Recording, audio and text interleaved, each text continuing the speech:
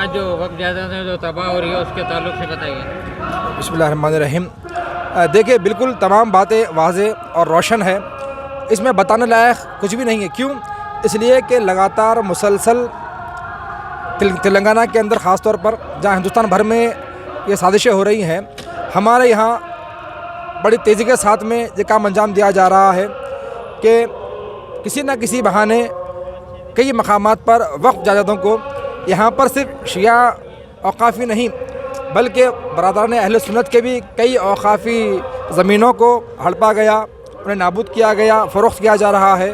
और हाल ही में अंबरपेट में जो आशिकाना मुनहदिम किया गया, शहीद किया गया, कि अफसोस ये कि वक्फ बोर्ड के मुतज़ाद बयानात वहाँ पे आ रहे हैं। कभी ये कहा जा रहा है वक्फ बोर्ड के नुमाइंदे की तरफ से कि इत्तला नहीं है, कभी ये कहा जा रहा है कि वो ज़मीन प्रॉपर्टी जो ना प्राइवेट थी। अगर ये वाक़ई प्राइवेट थी तो फिर इतने सालों तक, चूँकि 2019 के अंदर भी जब मिसमार करने के लिए आए थे ये लोग, नाबूद करने के लिए आए थे, तो उस वक्त भी हमारे शिया हजरात ने वहाँ पहुँचकर एक कमेटी थी TSWDC, एहतजाज दर्ज करवाया। तो उस वक्त औकाफ़ के ऑफिसर्स आए थे और आकर उन्होंने बाकायदा जायज़ा भी लिया और वहाँ पर काम को रुकवाया और वहाँ पर उसको मिसमार नहीं किया गया था, मुनहदिम नहीं किया गया था।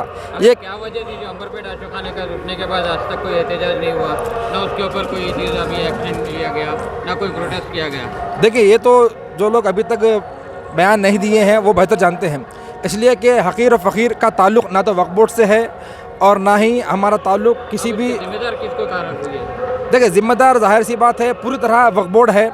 वक्फ बोर्ड के वो तमाम अराकीन जो इस ताल्लुक़ से रब्त रखते हैं और ये किस तहत आता है और कौन कौन इसके इंचार्ज थे, ये तमाम के तमाम लोग इसके ज़िम्मेदार बनाएंगे। वक्फ बोर्ड ने एक चेयरमैन को, मेंबर को मुनक़िद किया गया है मौलाना हैदर आगा साहब को, क्या वो जिम्मेदार है? देखिए, जो वक्फ बोर्ड इस वक्त जो ना मेंबर हैं, अगर उनकी परमिशन से ये काम हुआ है तो यकीनन वो जवाबदेह हैं।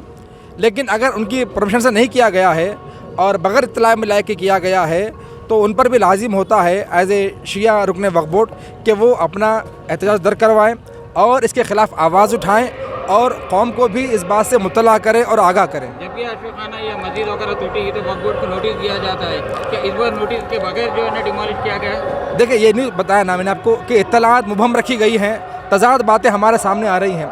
हमारे बयान न देने की एक वजह ये भी रही कि मुख्तलिफ़ ज़ावियों से मुख्तलिफ़ ख़बरें आ रही थी। कभी ये कहा जा रहा है कि वफ़ की प्रॉपर्टी थी और कभी ये कहा जा रहा है कि एक प्राइवेट जो ना प्रॉपर्टी थी। तो दोनों सूरत हाल के अंदर अगर वक्फ बोर्ड की प्रॉपर्टी थी तो बग़ैर वक्फ बोर्ड के NOC पास किए कैसे मिसमार किया गया, कैसे शहीद किया गया? यानी कहीं ना कहीं वक्फ बोर्ड का रोल है इसके अंदर और वक्फ बोर्ड ये बात बता नहीं रहा है। या फिर ये कि अगर वक्फ बोर्ड की प्रॉपर्टी नहीं है और नहीं थी तो फिर ये सवाल पैदा होगा कि 2019 में, शायद नवंबर का महीना था मेरे ख्याल से, 2019 में वक्फ बोर्ड क्यों पहुंचा और क्यों पहुंचकर वहां पर इस काम को रुकवाया था और उस वक्त बचाया था आशिकाने को? क्या मकसद था मौलाना हैदर आगा साहब वक्त पर नहीं पहुँचे वहाँ पर? देखिए, ये बात तो वही लोग बेहतर बता सकते हैं, क्योंकि ना तो मेरी फ़िलहाल मुलाकात है ना मेरी ज़ावे से बात हुई थी। अलबत्ता एक बार मैंने कॉल किया था लेकिन वो शायद मौलाना बिज़ी थे और उस टाइम ने फ़ोन नहीं उठाया और बाद में अयाम आज़ाद है। हुआ था 2 साल पहले नहीं, देखिए, सिलसिला जारी है। अरे ये तो वो मिल्कियतें, वो प्रॉपर्टीज़ हैं जो आप और हम देख रहे हैं, आशना है। नहीं मालूम डिस्ट्रिक्टों के अंदर किस पैमाने के ऊपर ये काम हो रहा है, कितने एकड़ ज़मीन को प्राइवेट कर दिया गया, उसे फ़रोख्त कर दिया गया और फिर ये पैसा कहाँ इस्तेमाल होता है।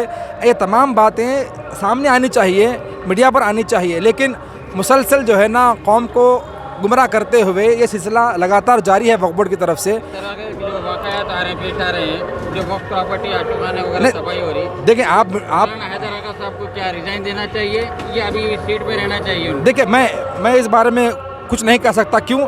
इसलिए कि मुझे इस बात का वाक़ई इल्म नहीं है कि हैदर आगा साहब को कहाँ तक मालूमात हैं, क्योंकि अय्याम नहीं, बिल्कुल। देखिए, जो भी रुकन है, नहीं, सीधा बात यही है, बिल्कुल वाज़ेह बात है। इसमें मैं बोलना और आप बोलना कुछ नहीं, सबकी बात एक ही है। क्यों? इसलिए कि जो भी रुकन वक्फ बोर्ड है उसकी ज़िम्मेदारी आयद होती है कि तमाम बातों का जायज़ा लें और इसके ऊपर इक़दाम उठाएं। अब अगर वो भी लाइल्म है तो हम उसके बारे में कुछ कह नहीं सकते। अलबत्ता हम ये कहेंगे कि अगर वो लाइल्म है तो उन्हें मालूम करना चाहिए और मालूम कर कर इसके ऊपर जल्द जो है ना इक़दाम उठाना चाहिए। अभी जी आपसे में कहा कि अभी मस्जिद और आशिकाना अल्लाह का घर है बोल के, जब ये तबाही हो रही तो सारी कम्युनिटी के लोग, सारे मुसलमान एहतिजाज करना नहीं चाहिए। देखिए, अफसोस की बात यही है, तो आप बता रहे हैं कि इसमें मेरा इल्म नहीं है बोल के। नहीं मैंने ये कहा कि इस चीज़ का इल्म है, इस बात का इल्म नहीं है कि लोग क्यों नहीं आए। हो सकता है कि पॉलिटिकल प्रेशर हो सकता है कि लोगों की मसरूफियात हो, या हो सकता है कि लोगों के पास भी पूरी नॉलेज ना हो। जैसे कि मैंने अपनी बात कही थी कि मेरे पास जो तज़ाद खबरें आ रही थी और मेरे पास भरपूर मालूमात नहीं थी, जिसकी बिना पर मैं अभी तक भी जो है खुलकर इस पर बयान नहीं दिया हूँ।